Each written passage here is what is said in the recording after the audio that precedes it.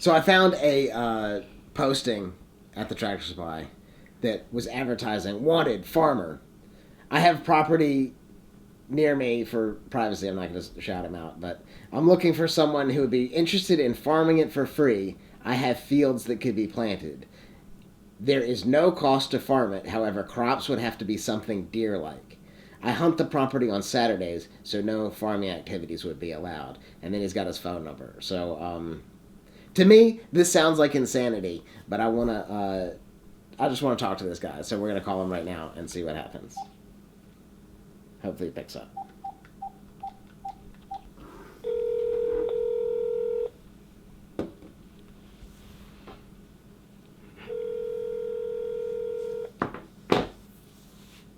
If you'll leave your name and number and the time you called, I'll return your call as soon as I can. Have a great day.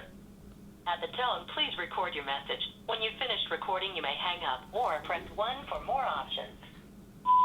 Hey, this is Scott Vernon calling from the Sustainable Homestead Institute. I'm a farmer near Martinsville, Virginia, and I saw a posting at the Tractor Supply that said that you were looking for a farmer. I was just calling to touch base and kind of get more information on the deal and see if we could put something together. I'll give you my cell phone. That's the best number to reach me at. 276-732-6694. Again, it's Scott Vernon, 276-732-6694. Lame. Yeah, that's a shame. But here's let me tell you the red flags on this thing before he doesn't call me back. Show it to the cam. You'll blur out his phone number, I hope. Or call him if y'all want to farm, whatever.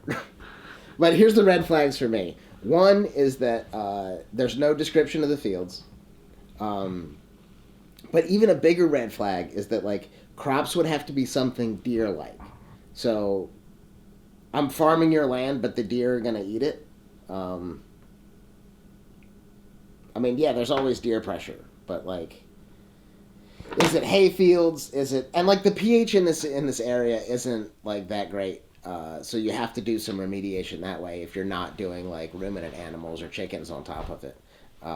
So that's a red flag. It sounds to me like he wants me to plow and disc his land and then plant a deer food plot, which is great, but I would want a multiple year contract on that farm. There's countless stories of farmers doing similar stuff, and just as the land becomes farmable and usable, the owner of the land kicks them off and says, "Oh, I've got my buddy wants to farm it, and he's willing to pay me a little money." So the big takeaway is if you don't have a contract, then don't start farming somebody else's land, because there's a lot of stuff that people think it seems free because it comes from nature, but it's really intelligent planning and intelligent project management that allows you to farm it all. So we would have to bring in probably some lime and fertilizer, whether that be like chicken manure or compost or something, for us to want to do it, because we want to stay organic. Or as close to organic as possible. The certifications are something we could talk about in another video. But we have to bring in labor, and then if the deer are going to eat it, it's like, what's the point of all that? So a lot of people's vision of farming is a little different from the actual farming. And so that's why we called him, and that's why I wanted to touch base, because what's his vision and what my vision. I'm not farming this guy's land. We've got more than enough in under management and enough farms that we help people with that I'm not going to take another one on just to like haul equipment up the road to do it. But I don't know. I just wanted to see what he was up to, because I know what I'm up to, and ultimately it's helping people build sustainable ecosystems, which that's not different than what he wants. Like if he likes hunting, we can install like a food forest for him that kind of manages itself, that he can go up there and like grow the deer year after year and harvest them and have a like sustainable harvest.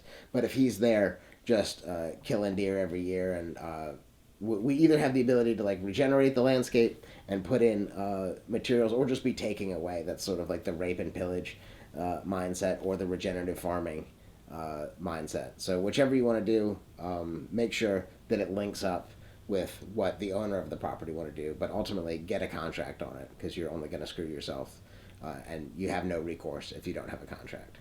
Thanks for watching. SustainableHomestead.com for more. Support our nonprofit there.